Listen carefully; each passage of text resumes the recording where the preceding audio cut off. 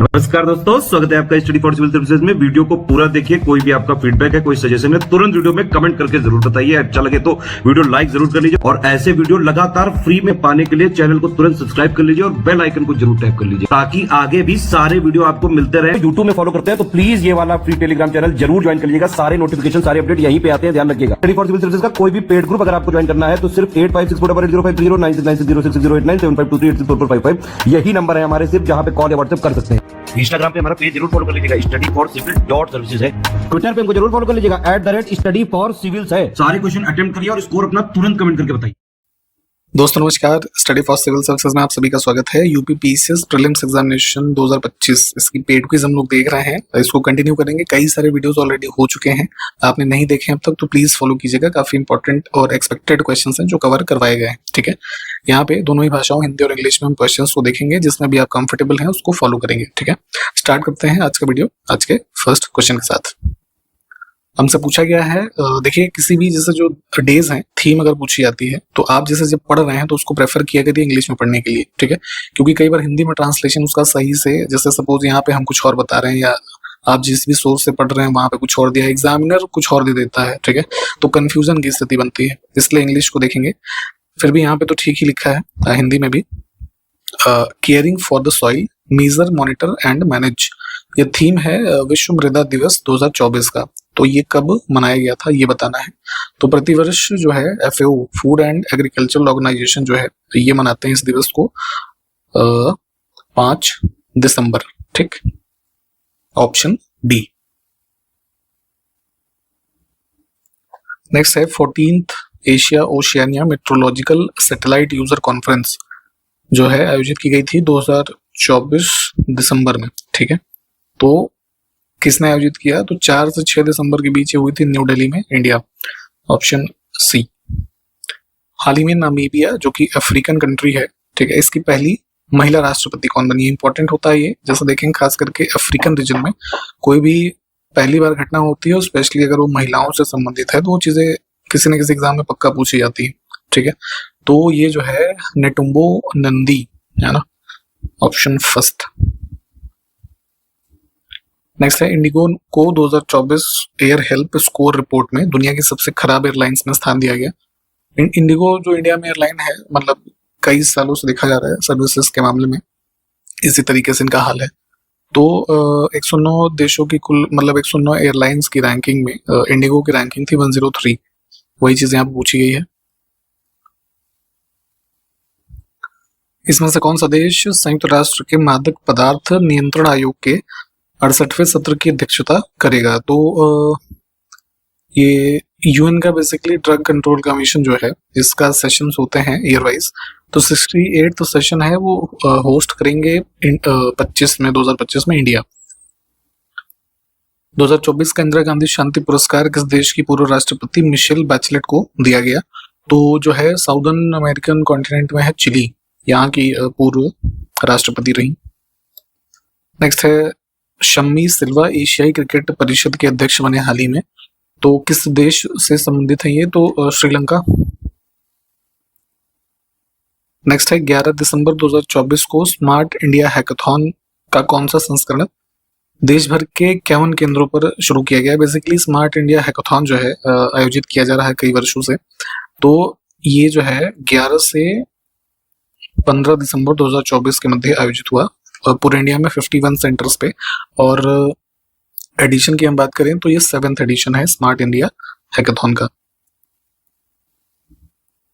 भारतीय रेलवे और इसमें से किस संस्थान ने देश का पहला हाइपरलूप टेस्ट ट्रैक तैयार किया है? हाइपरलूप एक मोड ऑफ ट्रैवल है ना, जो है इसको थोड़ा सर्च करके पढ़िएगा इसके बारे में। इलेक्ट्रोमैग्नेटिक लेविएशन वगैरह की टेक्नोलॉजी यूज की जाती है इसमें। तो एज अ कह सकते हैं उसके लिए, मतलब इनिशियल ट्रायल्स वगैरह के लिए IIT मद्रास और इंडियन रेलवे ने ये जो है ट्रैक तैयार किया था। ऑप्शन सी, ठीक है। नेक्स्ट है 6 नवंबर 2024 को नई दिल्ली के भारत मंडपम में अष्टलक्ष्मी महोत्सव का उद्घाटन किसने किया? तो 3 दिवसीय कल्चरल फेस्टिवल था ये, नॉर्थ ईस्टर्न जो स्टेट्स हमारे हैं है ना 8 तो उसी को पहली बात ये ध्यान रखेंगे कि अष्टलक्ष्मी क्षेत्र घोषित किया गया है। ये टर्म इंपॉर्टेंट है ना 8 राज्यों के रेफरेंस में। और जो है ये आयोजित किया गया था दिल्ली में, प्रधानमंत्री नरेंद्र मोदी ने इसका उद्घाटन किया था। प्रतिवर्ष अंतर्राष्ट्रीय चीता दिवस किस दिन मनाया जाता है? तो चीतों के जो है मतलब कंजर्वेशन प्रोटेक्शन से संबंधित ये दिवस है 4 दिसंबर को मनाते हैं। ब्रिटिश टाइम पीरियड में कई सारे पत्र पत्रिकाएं न्यूज़पेपर ये सब चीजें जो है लिखी गई पूछी जाती हैं अक्सर, खास करके 4-4 का पेयर देके मैच करनाते हैं। ठीक है, तो इंडियन सोशियोलॉजिस्ट इसका संपादन किसने किया? तो जो है ये थे श्याम जी कृष्ण वर्मा, ऑप्शन फर्स्ट। ठीक, कांग्रेस के स्वर्ण जयंती अधिवेशन 50वें अधिवेशन की अध्यक्षता किसने की? कांग्रेस की स्थापना आपको पता है, हमने पहले बताया 1885। तो प्रतिवर्ष इसका सेशंस होते थे, इसके अध्यक्ष होते थे। तो 50 वर्ष पूरे होने के दौरान देखेंगे 35 में जवाहरलाल नेहरू जी थे इसके अध्यक्ष। नेक्स्ट है, अक्टूबर 1906 में आगा खां के नेतृत्व में मुसलमानों का एक विशिष्ट दल इसमें से किस वायसराय से शिमला में मिला? तो लॉर्ड मिंटो थे। बेसिकली मुस्लिम्स का जो एडमिनिस्ट्रेशन या गवर्नमेंट के जो मैटर्स हैं उसमें ग्रेटर रिप्रेजेंटेशन हो सके, इसके ऑब्जेक्टिव के साथ ये लोग मिले थे। Option first. सुभाष चंद्र बोस ने किस नाम से एक महिला रेजिमेंट बनाया था? ठीक है, तो इंडियन नेशनल आर्मी के अंतर्गत रानी झांसी रेजिमेंट, लक्ष्मीबाई जो थी ना, तो उन्हीं से कुछ तरीके से कह सकते हैं इंस्पायर होकर के। इसमें देखिए सबसे छोटी नदी कौन सी है लंबाई के रेफरेंस में? ठीक है, सभी नदियों में देखेंगे तो सबसे छोटा एरिया या लेंथ में है तापी, है ना, लगभग 720 किलोमीटर। ठीक है, मैप पे भी हो सके तो सभी को लोकेट कर लीजिए। नेक्स्ट है, मरकाबो किस देश का एक तेल बंदरगाह है? ऑयल पोर्ट, है ना, ऑयल वगैरह का यहाँ से ट्रेड काफी होता है। तो वेस्टर्न कोस्ट पे है ये आपका वेनेजुएला में, साउदर्न अमेरिकन कॉन्टिनेंट। नेक्स्ट आपसे पूछा गया है माउंट रेनियर ज्वालामुखी किस देश में स्थित है? तो ये है आपका यूएसए में, नॉर्दर्न अमेरिका, ऑप्शन सी। अच्छा, एक क्वेश्चन है, इंडिया में जो है कोई वोल्केनो है? अगर है तो वो कहाँ पर स्थित है? कमेंट करके बताइए। किस देश की सीमा कैस्पियन सागर से नहीं लगती? मैप वाले क्वेश्चंस प्लीज मैप पे देखेंगे, ये जैसे कि जितने भी सी वाले हैं, खास करके भूमध्य सागर, तो इससे जितने भी देश लगते हैं सबको याद कीजिए, ये सी वाला एक क्वेश्चन जरूर आता है। ठीक है, हर साल। तो कैस्पियन सी की अगर हम बात करें तो इसमें 5 देशों की बाउंड्री लगती है, रशिया, कजाकिस्तान, ईरान, इसमें तुर्कमेनिस्तान जो है, और अजरबैजान। ठीक है, तो ऑड क्या हो गया? आर्मेनिया। इसमें से किस सागर में माल्टा स्थित है? माल्टा बेसिकली एक जो है आइलैंड नेशन है, छोटा सा, तो सेंट्रल मेडिटेरियन रीजन में देखेंगे, है ना, ऑप्शन फर्स्ट। ठीक है, यहाँ पे स्थित है। मैप पे प्लीज लोकेट कीजिए इन चीजों को।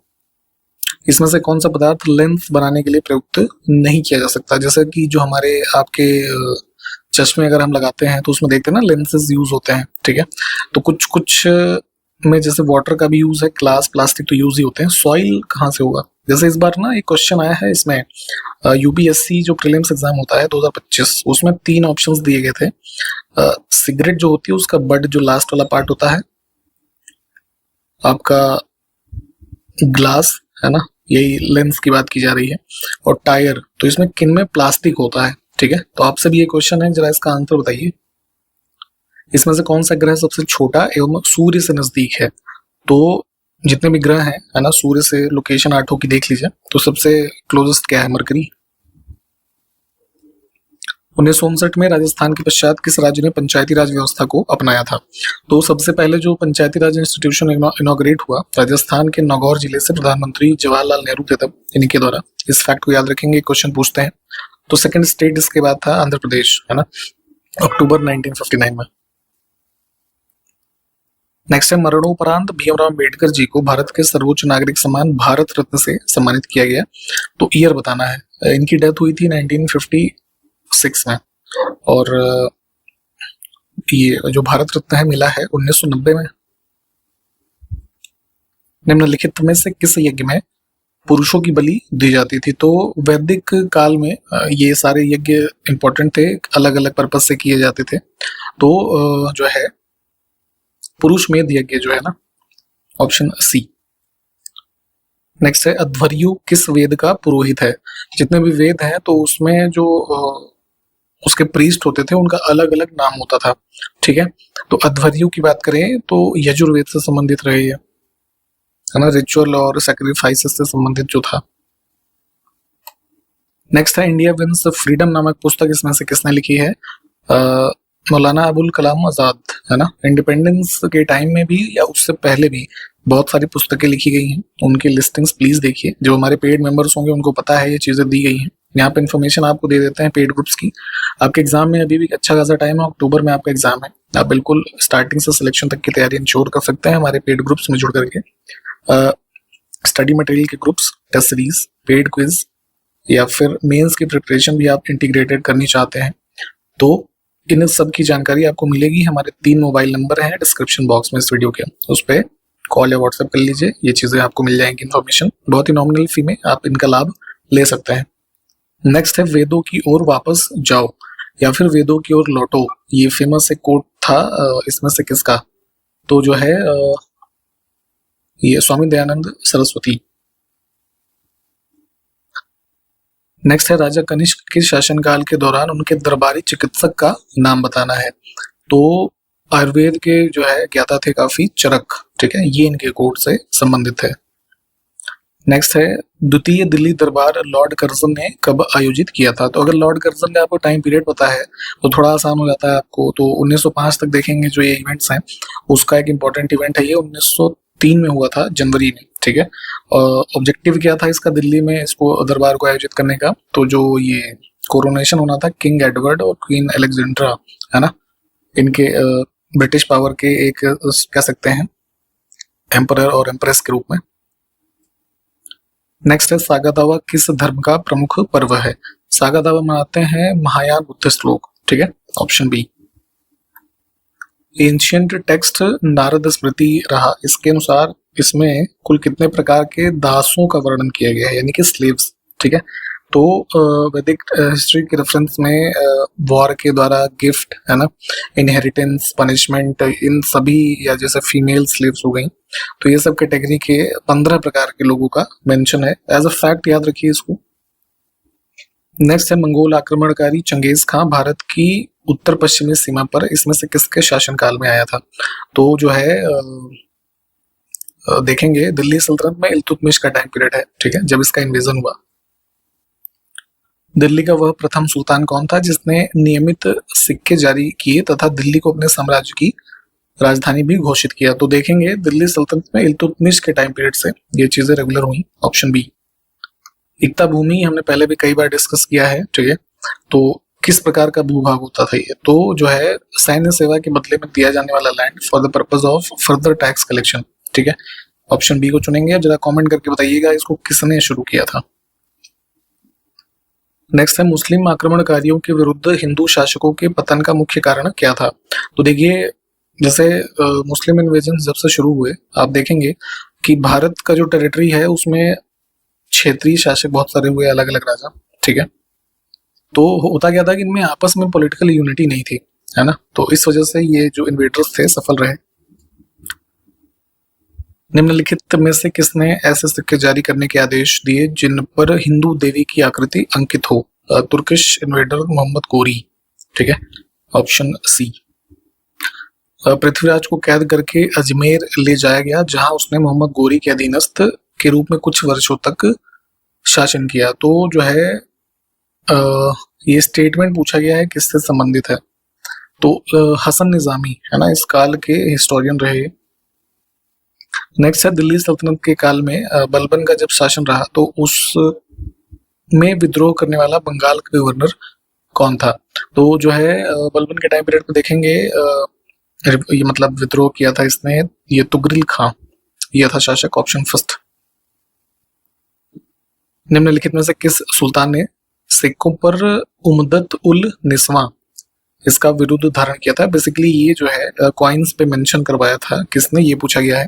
इल्तुतमिश के बाद शासन काल में देखेंगे रजिया सुल्तान का जो है ये चीज लिखी गई सिक्कों पे, जिसका अर्थ होता था ये सपोर्ट ऑफ वुमन।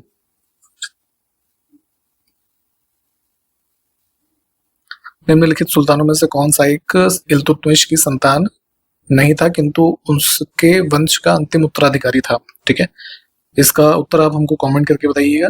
ठीक है, हमने कंप्लीट किया इस वीडियो को, यहाँ पे सारे क्वेश्चंस को देखने हैं, खास करके मैप वाले मैप पे। ठीक है, और जो क्वेश्चंस पूछे गए हैं उसका उत्तर बताना है। पेड ग्रुप्स की इन्फॉर्मेशन मैंने दी थी, 3 मोबाइल नंबर हमारे हैं, उस पर कॉल या व्हाट्सएप के जरिए इन्फॉर्मेशन मिल जाएगी। इस वीडियो के डिस्क्रिप्शन बॉक्स में भी है, और वीडियो का जो इंट्रोडक्शन पार्ट है स्टार्टिंग में वहां पे भी बताए जाएंगे नंबर। ठीक है, इन्हीं सब बातों के साथ हम इसको समाप्त करते हैं, वीडियो को कंटिन्यू करेंगे अगले जो क्वेश्चन हैं उसको अगले वीडियो में। तब तक के लिए नमस्कार, जय हिंद।